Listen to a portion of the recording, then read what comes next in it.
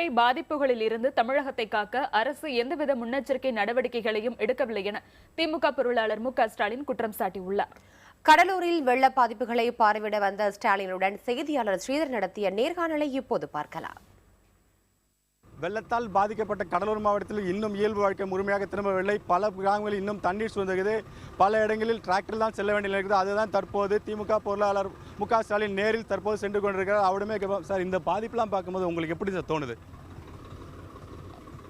அதாவது கடந்த ஒரு மாத காலத்திற்கு மேலாக தொடர்ந்து கடலூர், காஞ்சிபுரம், திருவள்ளூர், சென்னை, தூத்துக்குடி போன்ற பல்வேறு மாவட்டங்களில் இடைவிடாமல் தொடர்ந்து மழை பெய்து கொண்டிருப்பது மட்டுமல்ல, வெள்ளம் ஏற்பட்டு பல இடங்களில் உடைமைகளை இழந்திருக்கிறார்கள், உயிர்களை இழந்திருக்கிறார்கள்.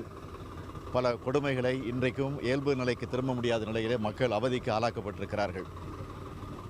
ஆக இந்த நிலையை இன்றைக்கு உடனடியாக சீர்தூக்கி பார்த்து தீவிரமான போர்க்கால அடிப்படையில் நிவாரணப் பணிகளில் அரசு, உள்ளாட்சி அமைப்புகள் ஈடுபட வேண்டும் என்பதுதான் திராவிட முன்னேற்றக் கழகத்தினுடைய நோக்கம். இப்போ தமிழகம் முழுவதும் சுற்றுப்பயணம் மேற்கொண்டீங்க. இந்த பாதிப்பில் எவ்வளோ இழப்பு என்பது எவ்வளோ இருக்குது, சேதம் என்பது எவ்வளோ இருக்குது? அதாவது உயிர் சேதத்தை பொறுத்த வரைக்கும் அரசு ஒரு கணக்கு சொல்லுது. மத்திய அரசு நாடாளுமன்றத்தில் சம்மந்தப்பட்டிருக்கக்கூடிய அமைச்சர் ஒரு கணக்கு சொல்கிறாரு. ஆக பத்திரிகைகள் அவர்கள் ஒவ்வொரு செய்திகளை சொல்லி கொண்டிருக்கிறாங்க. ஆக உயிரிழப்புகளை பற்றி கூட முறையாக இதுவரை அரசு ஆதாரங்களோடு ஒரு முறையான அறிவிப்பை வெளியிடலை. நீங்கள் அரசை குறை சொல்கிறீங்க, ஆனால் ஒரு சிலர் ஏற்கனவே இருந்த அரசும் இது தவறு செஞ்சுருக்காங்க அப்படின்னு சொல்கிறாங்க. இதை நீங்கள் எப்படி பார்க்குறீங்க?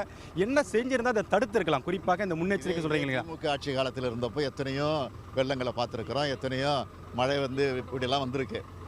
அப்போ எல்லாம் முறையாக மழை வரக்கூடிய காலத்திற்கு முன்பே, பருவ காலத்திற்கு முன்பே தூர் எடுக்கிற பணியில் முழுமையாக திமுக ஆட்சி இருந்தப்போ ஈடுபட்டிருக்கிறோம். அதனால் எவ்வளோ பெரிய மழை வந்தாலும் அதை ஓரளவுக்கு சமாளிச்சிருக்கிறோம்.